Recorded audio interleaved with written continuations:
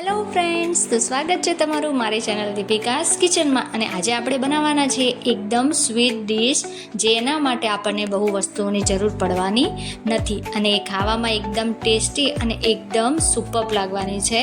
તો આ એક જાતનું ડેઝર્ટ છે. તો ચાલો તો આપણે રેસીપી સ્ટાર્ટ કરી લઈએ. તો એના માટે સૌથી પહેલાં મેં અહીંયા બ્રેડ લઈ લીધી છે.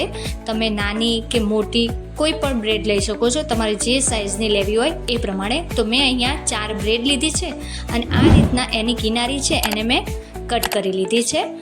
હવે આ જ રીતે આપણે બીજી બ્રેડ છે એને પણ એ રીતે કટ કરી લેવાની છે. એટલે કિનારીનો ભાગ છે એ થોડો કડક હોય છે અને આજે આપણે સ્વીટ ડીશ બનાવીશું એમાં આપણે કડક ભાગ નથી જોઈતો. એટલે આપણે જે કિનારીનો કડક ભાગ આવે છે એ આપણે કાઢી લેવાનો છે. તો બસ આ જ રીતે મેં 4 બ્રેડ લીધી છે અને 4 બ્રેડનો કિનારીનો ભાગ છે કાઢી લીધો છે.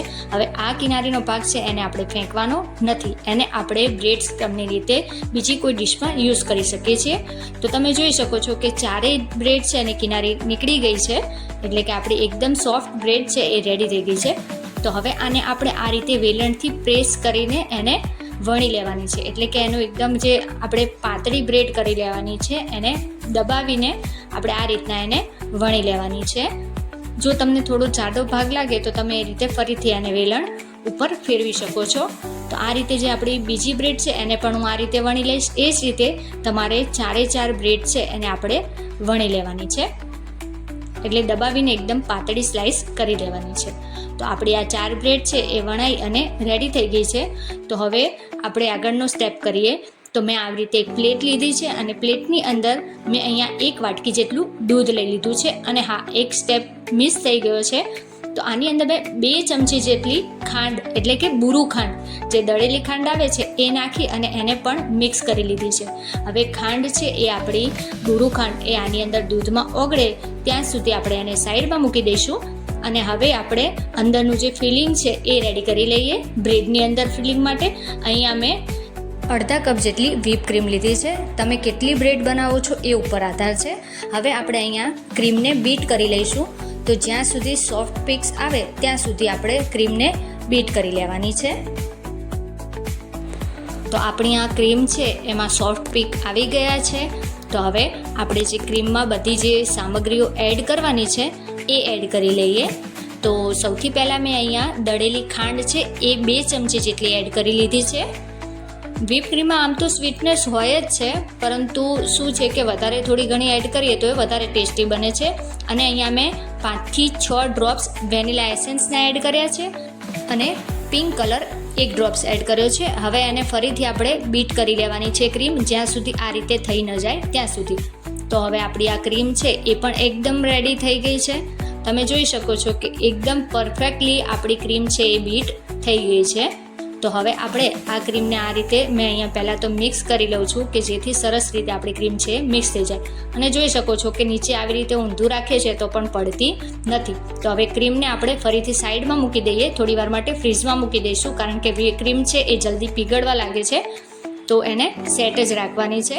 હવે આપણે એક પ્લેટ લીધી છે અને એની અંદર મેં 1 વાટકી જેટલું ટોપરાનું છીણ, જે ઝીણું છીણ આવે છે એ લીધું છે. હવે આ રીતે આપણે એને ફેલાવી દઈશું. અને હવે આપણે ટોપરાના છીણને એક બાજુ મૂકી દઈએ અને જે દૂધની પ્લેટ હતી આપણી, જે ગળ્યું દૂધ, એ આપણે લઈ લઈએ. અને જે બ્રેડ આપણે રેડી કરી હતી એને આ રીતે દૂધમાં ડીપ કરવાની છે. વધારે પડતી અંદર રાખવાની નથી, એમાંથી એક્સ્ટ્રા દૂધ છે એ કાઢી લેવાનું છે. અને એનું ખાસ ધ્યાન રાખવું કે એને આપણે બધું દૂધ છે એ બ્રેડમાંથી કાઢી લેવાનું છે અને વધારે ટાઈમ એને દૂધની અંદર રાખવાની નથી. હવે જે આપણી આ બ્રેડ છે એને આપણે આ રીતે ટોપરાની છીણમાં મૂકી દેવાનું છે. અને જે આપણી વ્હીપ ક્રીમ હતી એને આપણે આ રીતે, જેમ કેમ કેક ઉપર આપણે જે ક્રીમ ફેલાવીએ છીએ, બસ એ જ રીતે બ્રેડ ઉપર આપણે આ જે ક્રીમ એ ફેલાવી દઈશું. ધ્યાન રાખવું કે ચારેય તરફ જે આપણી ક્રીમ છે એ સેટ થઈ જાય.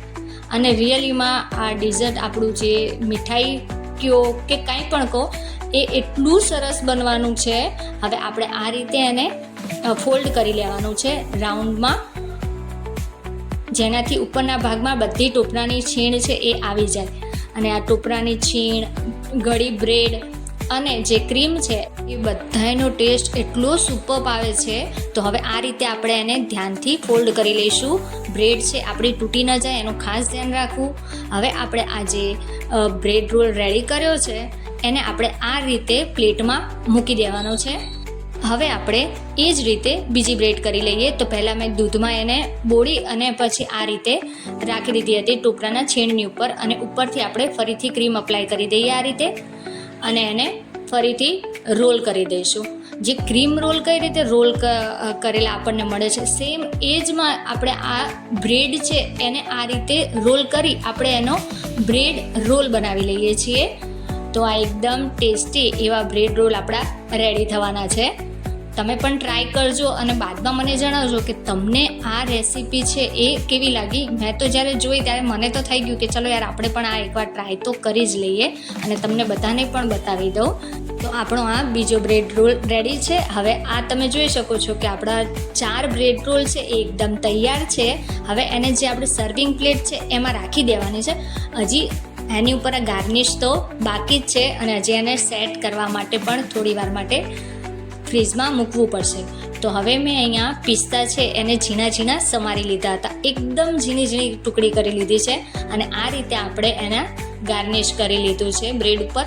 હવે આપણે એને ફ્રીજમાં અડધોથી પોણો કલાક માટે સેટ થવા માટે મૂકી દઈએ કે જેથી ક્રીમ એકદમ સેટ થઈ જાય.